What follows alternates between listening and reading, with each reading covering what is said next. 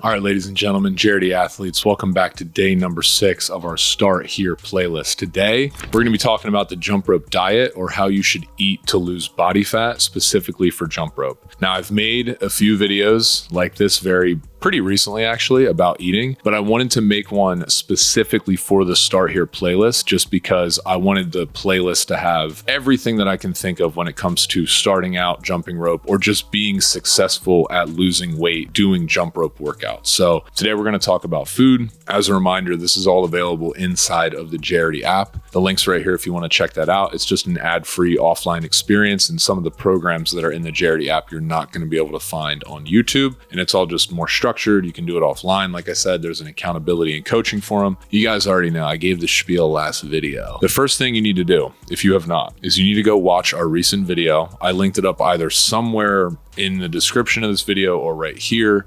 You need to understand how to calculate your calories and macronutrients. If you do not have a baseline understanding of how much food you are eating, your weight loss efforts are going to be really frustrating, and there's just no point in making it difficult. Like you have to understand the amount of calories you're eating and the breakdown of carbs, fats, and proteins. And by the way, you don't even have to be perfect with it. You just have to be relatively in a range and eating consistently in a calorie deficit so that you can lose body fat. So if that even right there is starting to confuse you, totally cool. Just go to the video where I show you how to calculate your calories and macronutrients. As soon as you get done with that video, there's another video that I recently shot called How to Diet Without Hating Your Life. I made this video because when you're eating to lose weight, I think a lot of people associate, oh, this is going to be difficult. I'm going to have to eat food that doesn't taste good. It's going to be boring. And I stay pretty lean all year long, and I'm always eating food that I love. And I feel like the more that I've continued to eat real unprocessed food, the more that I crave that food. And also don't forget, things like seasonings, a little bit of sauces can go a long way when you're cooking. The thing that I want to talk to you about is my food list. What are the staple items of my diet? How do I approach eating? All those kinds of things. But make sure that you go check out those 2 videos first, along with this one, because that's going to give you a good understanding of like, how do I do this food thing while not hating my life and still losing weight and gaining muscle and looking freaking awesome.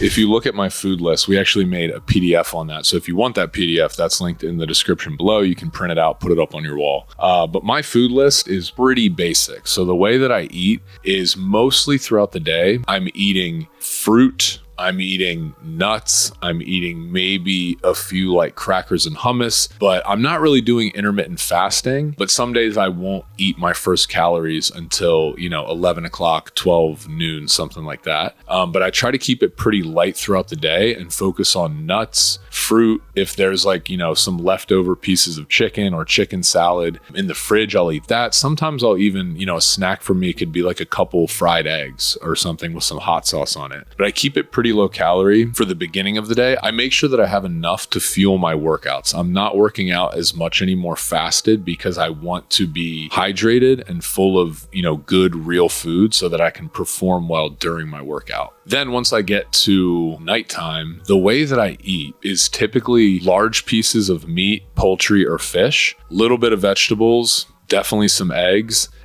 So high calorie, high fat, high protein, but I save that for the nighttime. I try not to eat like a lot too early in the day just because I'm someone who really likes food. And if I start eating a lot in the beginning of the day, chances are I will keep eating a lot throughout the day. So let me just give you an example. A very typical meal for me that I eat pretty frequently is I will take like either a half a pound of ground beef or a pound of ground beef. I will make that. I'll put a little bit of sriracha, a little bit of honey on there. I'll fry like 3 or 4 eggs on top of it, kimchi, ginger, and I just eat that as a bowl. I won't usually have rice with it. I won't usually make potatoes because I'm getting those carbohydrates earlier from all the fruit that I'm eating. You can put rice in there, you can put potatoes in there if you want, but you have to make sure that it's still within your calorie range for the day. Another thing that helps me stay lean, I really don't snack, especially during the week. Like the thing that kills people's weight loss journey is snacks, dude. Like eating handfuls of trail mix and the handfuls of chips and the crackers that you eat throughout the day and you're not paying attention. You're like, oh no, I hit my calories. I don't know why I'm not losing weight. And it's like, dude, because you're taking like like you're having like one cookie here, a couple crackers there, 15 tortilla chips there, a bunch of trail mix at work. Like those calories all do add up.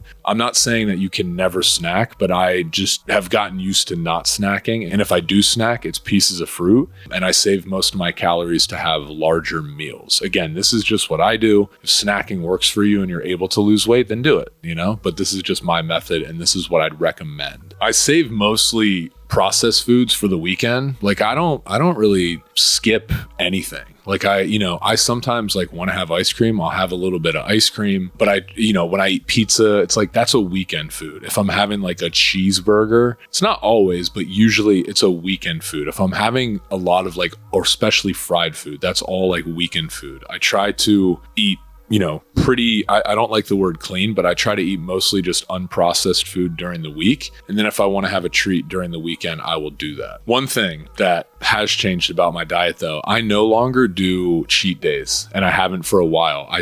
We used to do them and we used to talk about it. I don't do cheat days because honestly, cheat days are bullshit. It totally throws off your work that you've done. And there's honestly no benefit to like stuffing your face with a bunch of bad food. Now, like I said, I still have ice cream, I still have pizza, but I don't binge eat it like I used to. I'm a recovering donut addict. When we first started Jump Rope Dudes, I used to eat like on a Saturday, I'd eat like 10 donuts at night and then wake up the next day feeling horrible and have to like work it off and let it process through my body all day. So in my mind, my life was like my routine was a lot more annoying when I was doing cheat days versus now I just eat good, whole, nutrient-dense food. And then when I want to have some ice cream, I have some. When I want to have half a pizza, I have half a pizza, but I don't continue to binge for multiple days on end. So in my opinion, if you want to lose weight, just don't even have cheat days because you don't need to cheat. And that's what I'd say in general. In addition to not cheating, you should just have the mentality of like, just don't overeat. And I know that it's easy in theory, hard in practice, but I used to be a chronic overeater. Like I would always stuff my face. It was just this up and down roller coaster. And the more that I just started focusing on eating real food, nutrient dense food, I just like stopped having those times where I'm overeating. It just made the process of staying lean a lot easier. So let's say, for example, I am really hungry and I want pizza. If I'm deciding like, dude, today's going to be a pizza day, that means that I'm not going to eat like, okay, that means for breakfast, if I'm with people and they're getting cinnamon buns and, all kinds of high calorie food, because I know I'm eating pizza that day, I'm not going to eat that other stuff. So if I know that I'm eating crappy food, I will purposely be like, okay, well, this is like, just don't eat too much. Just have a bite of this, have a bite of that, but just don't go overboard because then you're going to feel like shit. Now, when it comes to alcohol, I like my beers. I do. Dude, I freaking love light beer. Like not even the IPAs or like the craft beer. I like shitty beer, like Coors Light, Bud Light, Corona.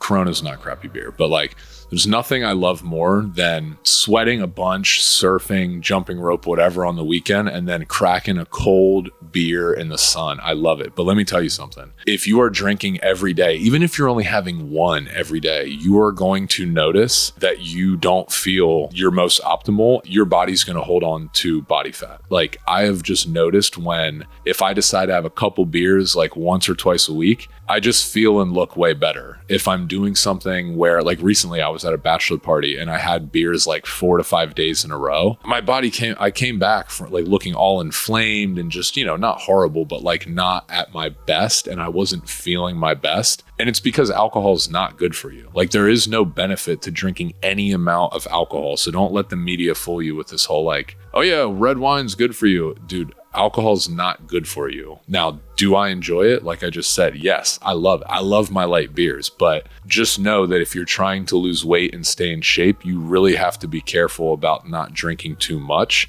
And I feel like at this stage of my life, I've gotten pretty good at that. Like drinking when I want to, but then after that, it's like, all right, now we're going to go like 10 days without having a sip just so we can recover and get back to feeling good. All right, this next one's super important. You need to get rid of the mentality that eating healthy is hard. Dude, it's not. Like I used to think that I was sacrificing by eating the way that I do. I feel like I eat like a king. Like I eat steak all the time. I have delicious salmon that's seasoned well and glazed, chicken, eggs. I'll throw some bacon in there, kimchi, ginger, like pickled foods I love, you know, a little bit of rice just to, you know, add a base sometimes. But I think what I mean is like, I don't think that eating, like, if anything, it's harder for me now to eat a bunch of crappy food. If I'm eating like a highly processed carbohydrate rich food, I just don't feel as good and I don't like it. So just know that if you're someone who you're at the beginning of your journey and you're not eating that well right now, just know eventually it does get easier. Like, you don't have to eat chicken and broccoli without any seasoning or spices to lose weight and feel good. Like I like cheese, I like ranch dressing, I like hot sauce, I like a bunch of different types of seasonings. Like, I just don't go overboard and I don't go over my calories.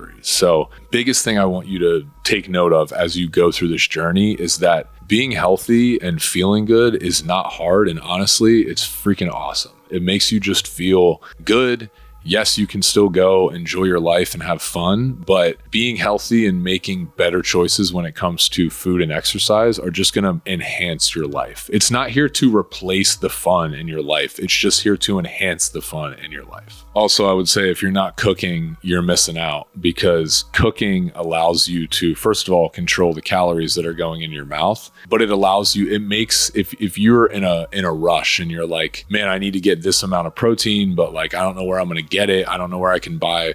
If you just are grocery shopping and you know, like, okay, I need a bunch of protein, and you can cook up like a couple chicken breasts really well. Yes, even if you're dipping them in a little bit of ranch, that's really powerful, because then you have a way to easily get the macronutrients and micronutrients that you need without, you know, having to rely on like beef jerky and protein bars and stuff like that. So cooking, I'm going to say I used to be one of those people who was like, no, I can't cook. I'm not a good cook. And then I just started cooking simple things, steak, chicken, salmon, you know, I started making green curry and stuff like that. And I started to get better at making dishes that I know fuel my muscles, fuel my workouts, and make me feel better and are tasty. All right, last thing I want to leave you guys with, if you don't try at this eating stuff and try to understand your calories and macros and try to eat some of the food that I'm recommending, your weight loss efforts are kind of pointless. So you don't have to do any of the stuff I'm suggesting, but it's going to be kind of pointless then to try and lose weight. I feel like food is the thing that most people struggle with, but it doesn't have to be that hard, and it also doesn't have to be miserable. So be sure to watch this video, watch the other 2 videos I talked about at the beginning, hit me up in the comments and let me know what you guys have to say or questions that you have.